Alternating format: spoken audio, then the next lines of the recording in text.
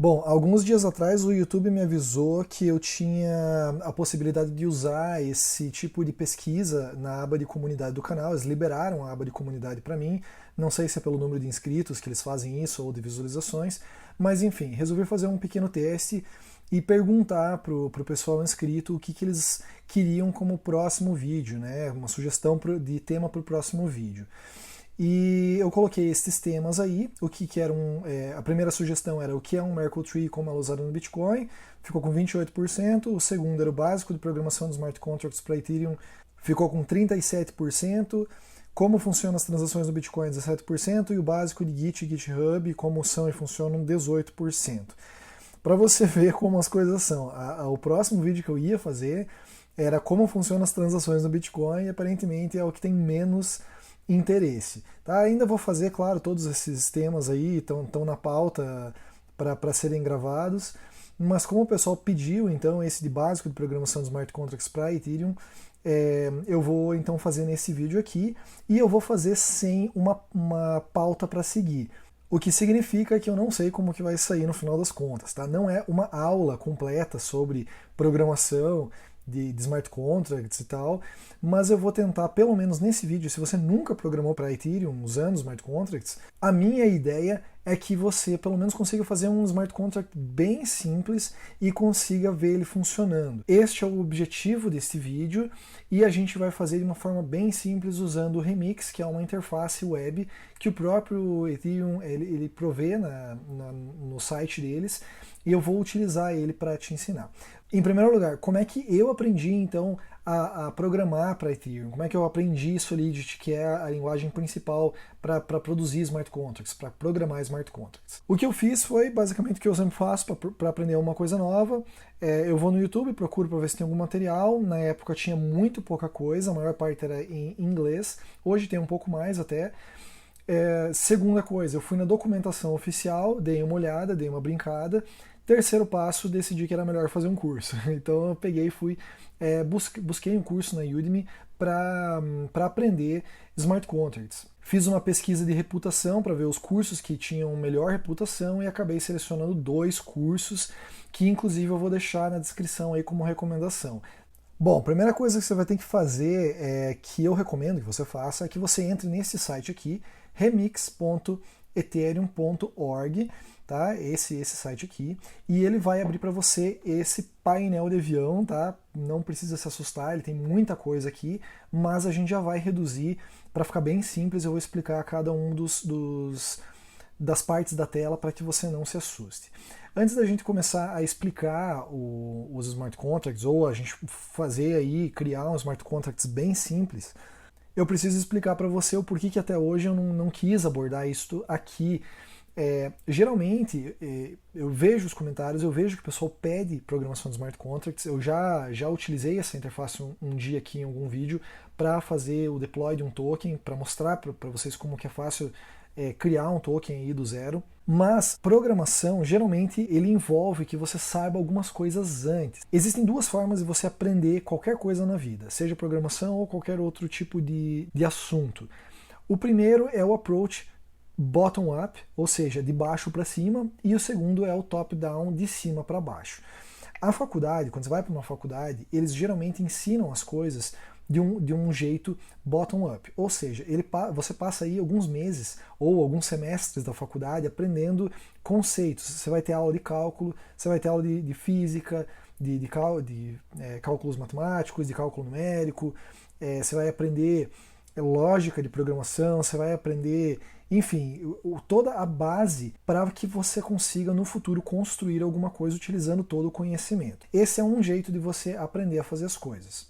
Então, primeiro você aprende toda a fundamentação teórica e depois, em algum ponto do futuro, alguém vai vir lá, algum professor vai vir e vai tentar amarrar todos os conhecimentos que você aprendeu para mostrar como que eles são úteis, como é que você utiliza toda aquela fundamentação teórica para se construir alguma coisa que seja efetivamente útil. O segundo método é você fazer top-down, ou seja, você começa construindo algo bem simples, sem efetivamente entrar em nenhuma base teórica, E você, a partir desse momento, começa a tentar se aprofundar e ir descendo no conhecimento. Então você, por exemplo, eu estou ensinando programação, aí de repente eu falo para você de função. Você não sabe o que é uma função, vai ter que procurar o que é uma função. Então você começa a descer no conhecimento, você começa de cima para baixo. Você começa construindo uma coisa bem simples, que não faz nada, que não tem utilidade nenhuma, e depois você começa a se aprofundar na parte teórica para conseguir efetivamente construir as coisas mais úteis, e assim você se aprofunda no conhecimento. Não existe certo ou errado, simplesmente são dois jeitos diferentes de você aprender algum tipo de conhecimento. Eu, geralmente, quando vou aprender, eu faço top-down, eu primeiro tento construir alguma coisa bem simples, um protótipo bem simples, e depois eu vou me aprofundando.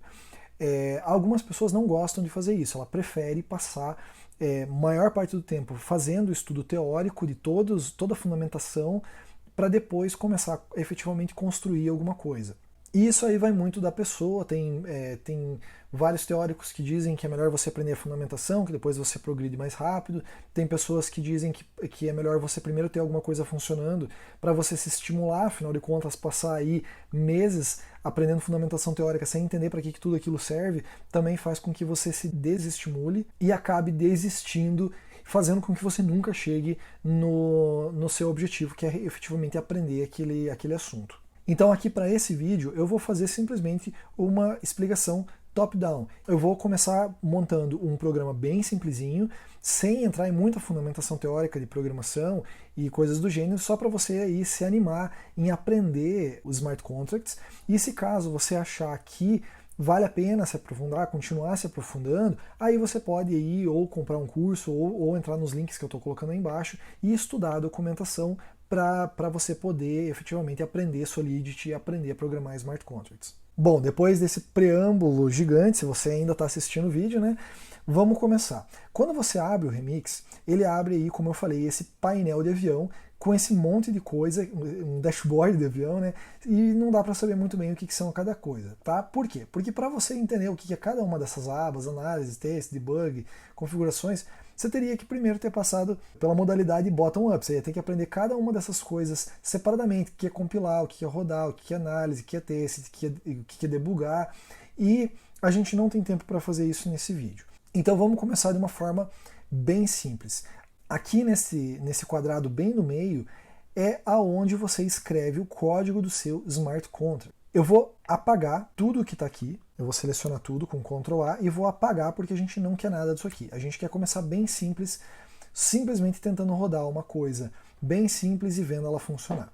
Aqui do lado direito, onde tem todas essas abas, é aonde a gente vai colocar para rodar o nosso smart contract. É onde a gente vai apertar o botão para dizer, ó, beleza, terminei de escrever o meu código nesse lado aqui, agora você faz aí os teus paranauê para que o código rode.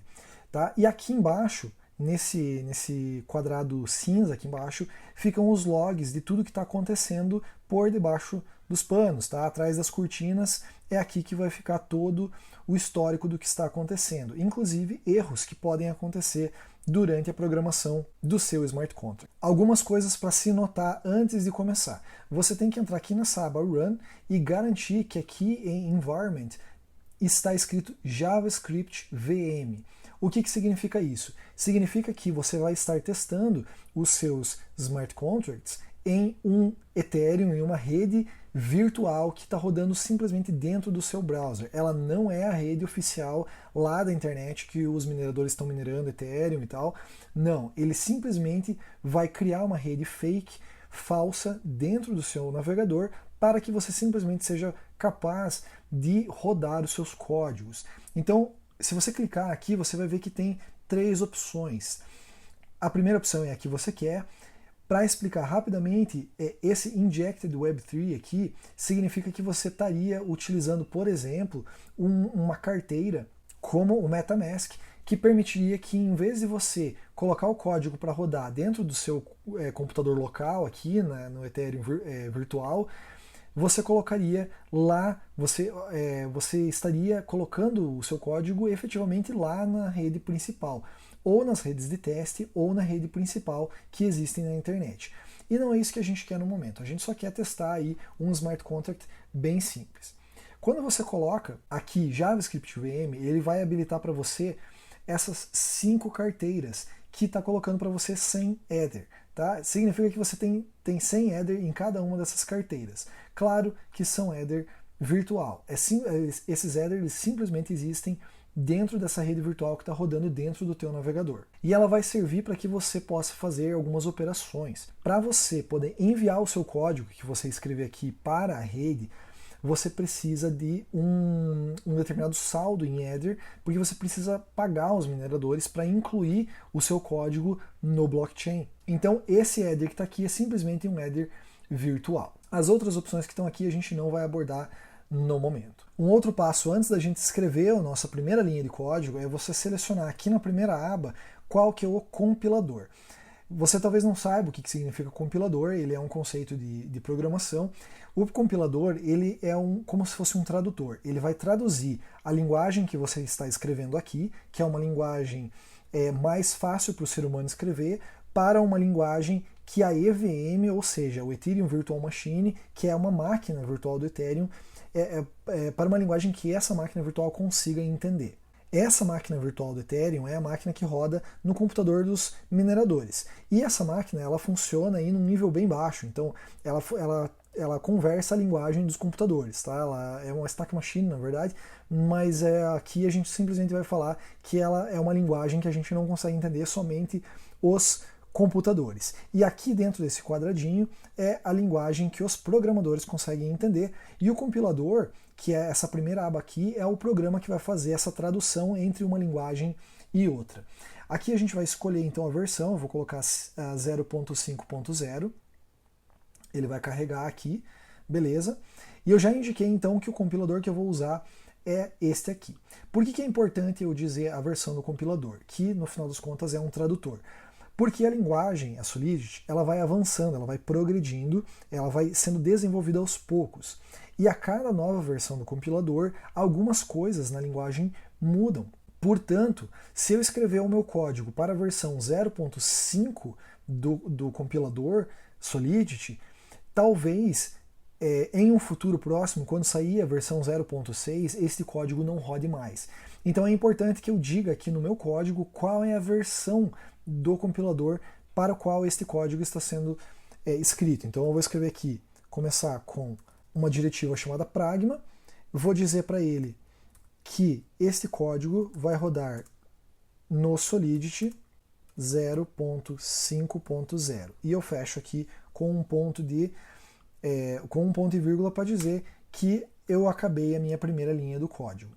Próximo passo, eu vou vir aqui e vou colocar o autocompile, eu vou selecionar essa opção que vai fazer com que toda vez que eu esteja escrevendo código neste lado aqui, ele automaticamente já me coloque aqui deste lado algum possível erro que aconteceu no meu código. Então aqui ele está dizendo que eu escrevi errado. Em vez de escrever Solidity, eu escrevi Solidity, tá? Então está errado, maldita dislexia, né? Então vamos vir aqui de novo e arrumar Solidity.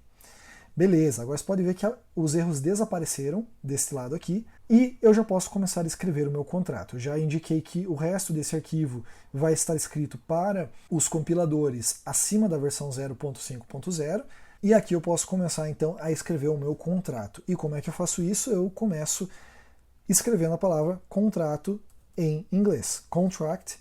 Legal, agora próximo passo eu vou fazer o que? Eu vou escrever o nome do meu contrato. Então toda vez que eu estou criando um contrato eu vou dar um nome para ele. Geralmente esse nome ele tem que de alguma forma indicar o que ele faz, para ficar fácil para os outros programadores entenderem do que se trata esse contrato.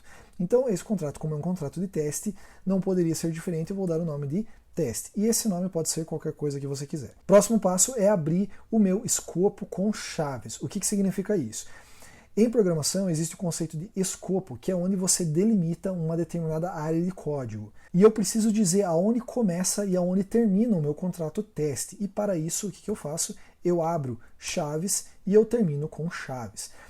Ele já sabe que aqui o Remix, ele já sabe que aonde abre uma chave eu tenho que fechar uma chave. Então você pode ver que eu apertei um Enter aqui, ele automaticamente já colocou uma chave para mim, para que eu não cometa o erro de não fechar essa chave nunca. O que aconteceu aqui? Eu criei um contrato chamado teste e eu estou dizendo que tudo que está entre a chave que abre e a chave que fecha faz parte do contrato teste. Legal? Isso aqui já é o seu primeiro contrato. Ele é um contrato simples que não faz nada. Por quê? Porque dentro do escopo do contrato teste não tem nenhum código. Tá vazio.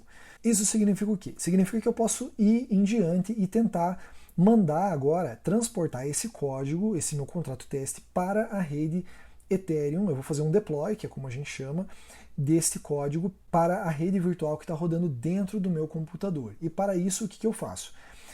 Eu vou ter que selecionar uma das carteiras aqui de origem, que tenha Ether como de saldo, né? Porque para fazer deploy na rede eu preciso de dinheiro. Como você sabe, não existe almoço grátis, né? E os mineradores não trabalham de graça. E para incluir esse seu código no blockchain, o que eles fazem? Eles cobram de você uma determinada quantidade de Ether. Essa quantidade de Ether é o que a gente chama de gas. Tá? Como que isso é calculado, isso vai ficar aí para um outro vídeo, ou se você estiver fazendo um curso dos que eu indiquei, eles vão explicar em detalhes como é que funciona isso aqui. Mas, de forma bem simples, para cada instrução que é executada dentro do seu contrato, os mineradores eles cobram uma determinada quantidade de gas, que é quantificada em Ether. Portanto, eu preciso, para fazer o deploy, para eu enviar esse código para o blockchain, eu preciso pagar. E quanto mais complexo, maior for este código, mais caro vai ser a quantidade de Ether que eu vou ter que pagar. Beleza, então aqui eu tenho essa área de baixo dizendo assim, você tem um contrato chamado teste que está pronto para fazer um deploy. Tá? Então o que eu vou fazer? Eu vou vir aqui e dar um deploy. Você deve ter visto que se movimentou alguma coisa desse lado. Tá? O que ele fez? Ele criou uma transação a partir da minha carteira 0CA3 alguma coisa, e você pode ver que agora ela não tem mais 100 Ether, ela tem 99.99999.31078. Essa quantidade que saiu da carteira, essa mínima quantidade aí, 0.000 e uma determinada quantidade, foi o que eu tive que pagar para colocar esse meu código dentro do blockchain. Bom, você pode ter visto que agora ele está dizendo assim aqui embaixo. Contratos que já foram feitos deploy, contratos que já estão no blockchain que você mandou para lá. Teste, que é efetivamente o contrato que eu tenho, e um endereço. E ele está dizendo que está na memória, por quê? Porque eu estou usando aquela VM JavaScript que está simulando uma rede Ethereum. Se eu tentar clicar aqui, não tem nada. Tá? Eu já vou explicar o porquê que não tem nada. Algo importante de saber é que ele gerou um endereço, tá vendo? O contrato, toda vez que ele é colocado na rede, ele é gerado um endereço correspondente. E ele é único. Todo contrato colocado na rede, ele tem um endereço único. E você vai utilizar esse endereço para poder se comunicar com ele posteriormente. Algo muito importante também de lembrar é que contratos, uma vez que eles estejam no blockchain, não tem como você tirar ele de lá. Existe uma forma de você matar um contrato que você colocou na rede, mas você precisa explicitamente, na hora que está programando, dizer, esse contrato poderá ser morto pela pessoa aí que fez o deploy. Mas um contrato sério que está na rede Ethereum, as pessoas podem ver que ele não permite ser deletado. Isso confere uma certa confiabilidade neste contrato. As pessoas podem confiar que uma vez que ele está no blockchain, ninguém mais pode tirar ele de lá. E desta forma, este código vira autônomo a partir deste momento e não tem mais como ser removido. Bom, vamos analisar aqui embaixo então o que aconteceu. Ele está dizendo que houve uma transação, que foi o que eu fiz. Para você fazer o deploy de um determinado código no blockchain, você precisa criar uma transação com o código já convertido na linguagem EVM. Então, o procedimento foi o seguinte: o compilador compilou esse código, ele gerou um código, ele traduziu isso aí para uma linguagem que a EVM consegue entender, que não é nada mais do que o bytecode. Tá? Eu vou mostrar para você, esse monte aqui de instruções em sequência, foi isso aqui que ele gerou, e o que ele efetivamente enviou para o blockchain foi isso aqui, esse monte de números hexadecimais aqui, tá? Que não é nada mais do que exatamente esse monte de códigos que estão aqui. Só por curiosidade, para não ficar muito avançado, mas 60 é push, 80 é o valor que está aqui, Então push é o próximo 60, depois 40 é esse 040, ou seja, isto aqui que está aqui embaixo é a versão traduzida do código que efetivamente foi para o blockchain, é a versão mnemônica. Mas pode esquecer isso por enquanto, que é muito avançado. Legal, agora vamos analisar a transação que eu fiz para o blockchain. Está aqui, eu vou clicar nela e ele vai abrir o status da transação, o log. O que aconteceu? Ele disse assim, o status dessa transação é 0 vezes 1, significa esse que é um número hexadecimal, começa com 0x, já expliquei isso no canal em um outro momento. Esse status para a rede do Ethereum significa que a transação foi minerada e a execução dela sucedeu, ou seja, foi tudo certinho. A transação ganhou aí um hash, tá? Então todas as transações que você manda para a rede, elas são únicas, elas ganham um hash. Você vai fazer um hash de todo o conteúdo que foi enviado dentro da transação e esse hash é o que aparece aqui. Esse aqui é o endereço que foi gerado para este contrato para que eu consiga posteriormente me comunicar com ele depois que ele já estiver na rede do Ethereum. From é o endereço do qual eu utilizei para enviar esse código para dentro do blockchain. Esse to aqui eu não sei por que está escrito teste, mas enfim, é o nome do contrato, mas deveria estar um 000, que é o endereço que você envia quando você quer criar um contrato novo, mas enfim. Gas é a quantidade de gas que eu enviei para a transação, que eu estava disposto aí a pagar, né, por essa transação. Você pode ver esse valor aqui, foi exatamente o valor que eu coloquei como limite. Aqui foi o custo da transação, tá? Custo da transação e custo da execução. Tá? Então são duas coisas diferentes, eu não vou me aprofundar aqui. Aqui de novo ele mostra o hash. Aqui é o input, ou seja, é o bytecode, é o código traduzido pelo compilador, o código do meu contrato. Você pode ver que começa lá com 60, né, 80, que é aquilo lá que eu coloquei para você. Enfim, e as outras coisas não importam para a gente no momento. Isso aqui é o resultado da minha transação. Então, você que vai ser um programador Solidity, você precisa aprender a interagir com o blockchain e precisa entender como funciona a mecânica do blockchain. Não adianta simplesmente um cara que é muito bom em programação vir aqui para tentar fazer um contrato e não entender nada de blockchain, porque ele não vai entender o que é esse monte de coisas que estão aqui. Beleza, agora a pergunta é a seguinte, o que acontece se eu fizer um novo deploy deste contrato teste? O que vai acontecer? Talvez você pense que o endereço gerado seria o mesmo, mas não. Toda vez que eu fizer um novo deploy, é como se eu estivesse colocando uma instância nova do contrato teste na rede, e todas elas vão ficando anônimas. E você pode ver que essa nova transação ganhou aí um endereço totalmente diferente do outro. Essa aqui começava com 692 alguma coisa, e essa aqui começa com BBF alguma coisa, ou seja, o endereço pelo qual o endereço que eu vou utilizar para me comunicar com essa instância aí do contrato teste a partir de agora é esse aqui. E a instância anterior continua rodando normalmente. Então, um contrato ele pode ser feito deploy diversas vezes no blockchain, o mesmo código. E cada vez que você enviar o seu código para o blockchain, você ganhará um endereço totalmente novo, que significa aí o endereço onde esse código estará vivendo dentro do blockchain. O endereço que você utilizará para se comunicar com esse contrato a partir de agora. Um outro conceito muito comum de computação é variável. Tá? Eu tenho alguns vídeos no meu canal velho sobre programação que eu explico todas essas coisas básicas de programação, compilação e tal. Eu posso até deixar o link aí embaixo depois se você quiser ver, mas geralmente eu acredito que as pessoas que vão começar a programar para smart contracts, ela já tem que ter aí algum tipo de background de computação.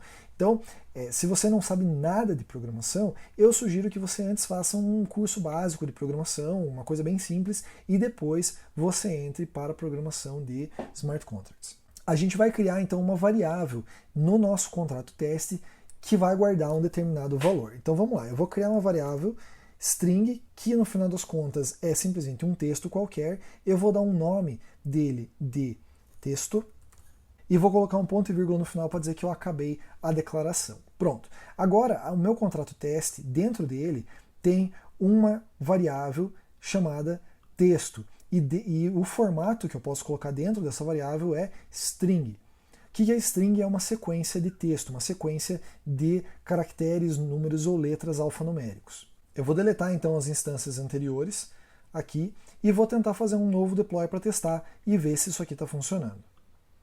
Legal, vamos agora abrir para ver se aparece a string texto aqui dentro. Se eu apertar aqui, continua não aparecendo nada. Por quê? Porque aqui a gente tem o conceito de visibilidade.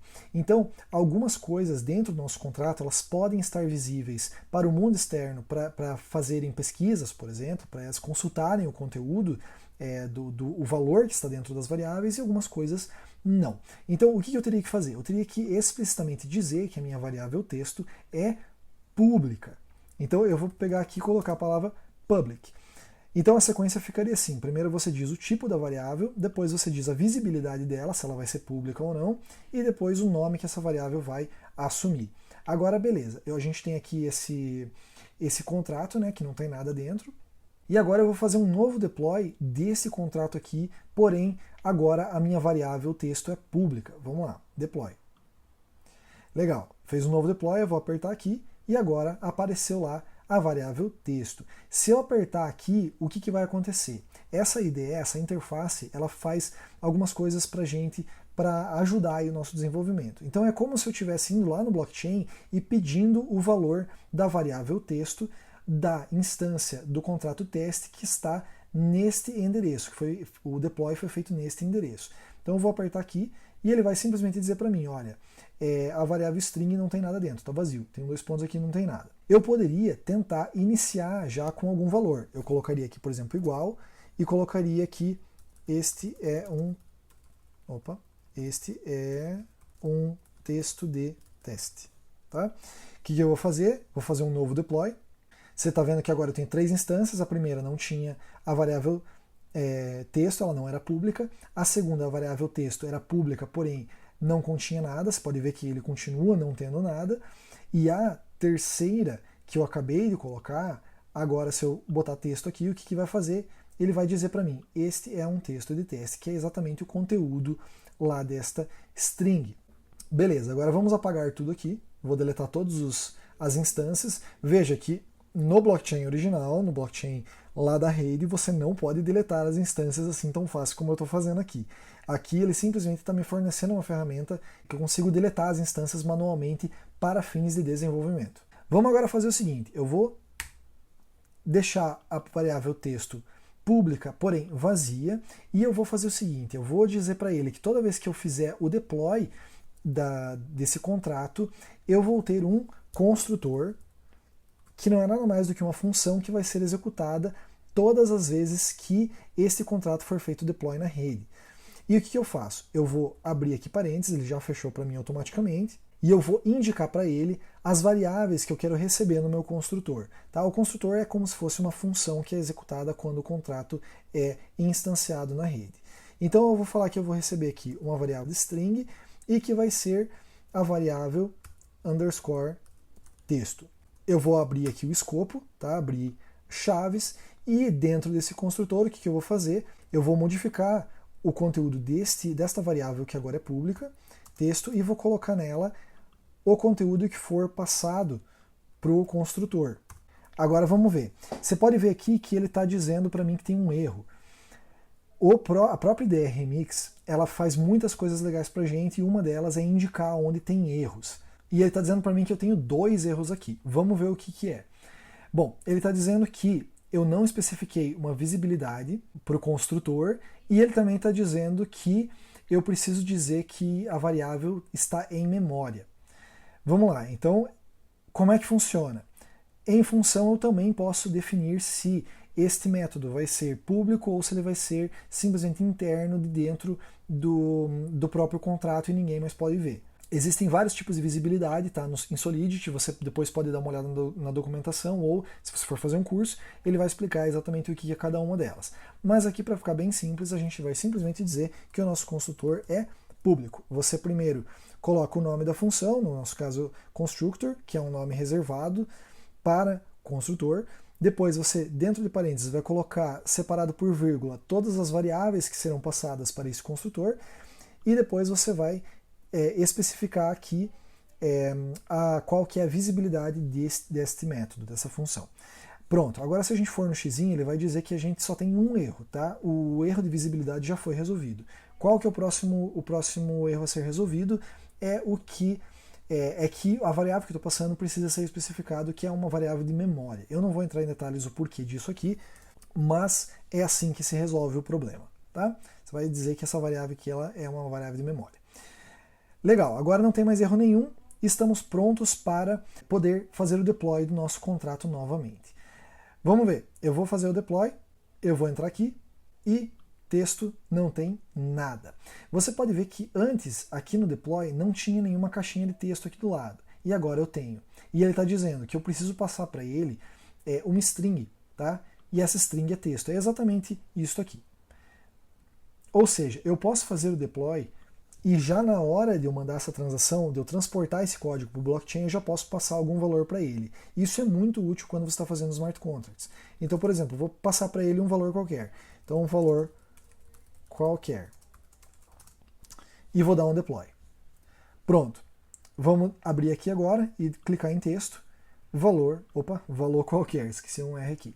Tá? O que aconteceu? Eu, na hora de fazer o deploy desse código para o blockchain, eu mandei junto um valor para ser incluído dentro do construtor.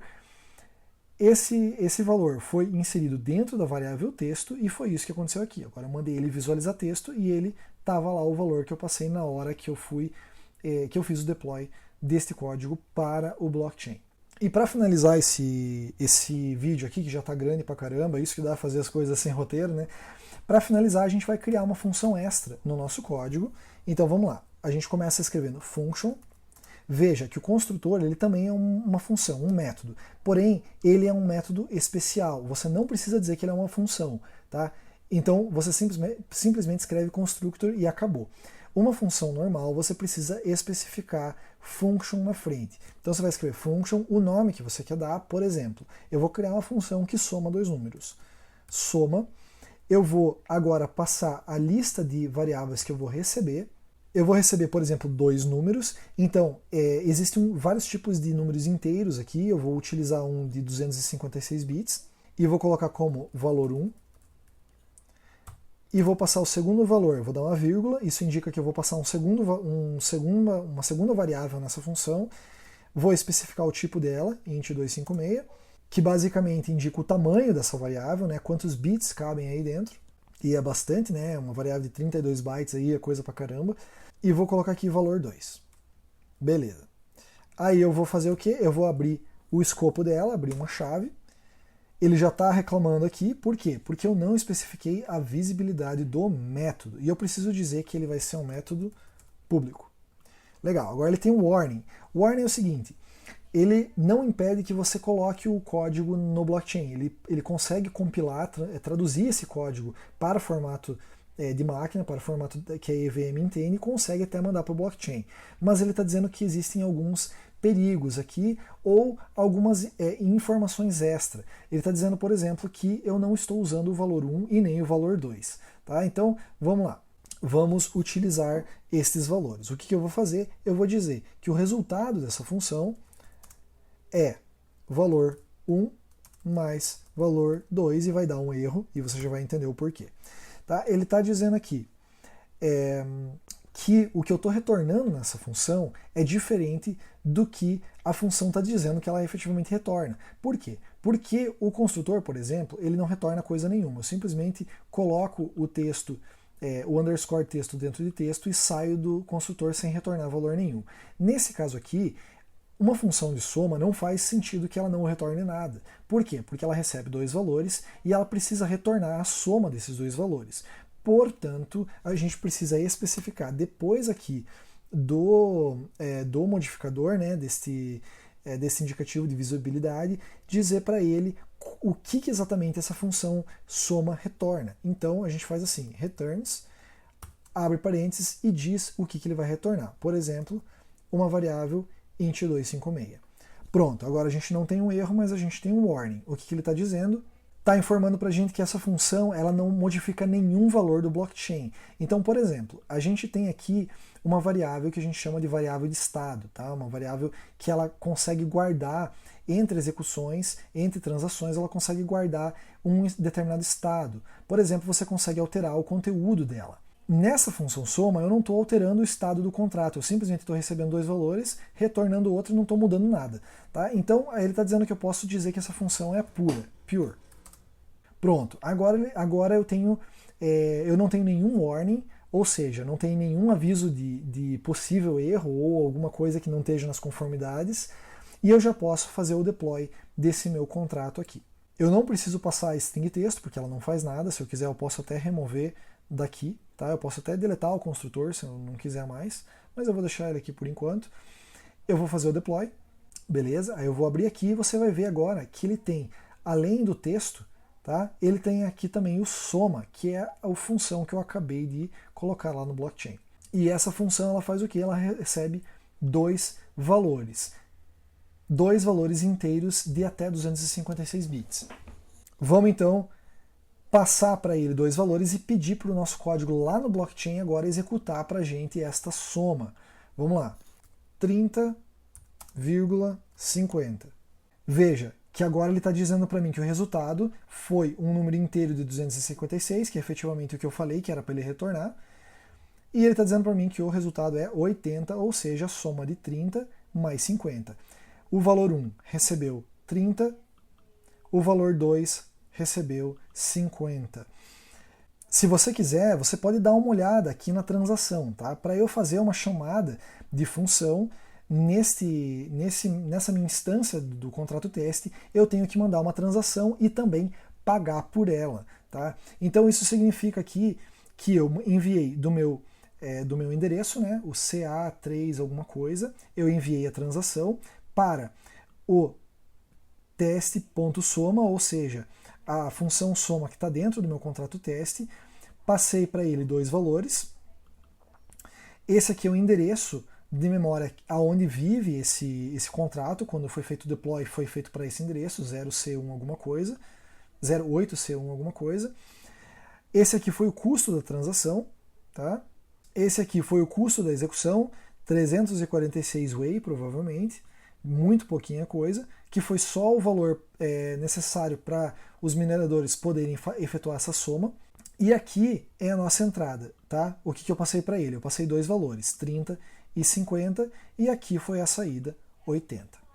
Certo? Eu acho que aqui a gente consegue já finalizar, foi, sei lá, quase 40 minutos aí de vídeo. Eu espero que você tenha conseguido fazer o teu primeiro smart contract, colocado ele para rodar, pelo menos aí no nosso Ethereum virtual, né, no nosso VM JavaScript, e que você tenha se interessado por Solidity, para escrever smart contracts, que realmente é uma coisa muito legal que você pode fazer dentro do Ethereum.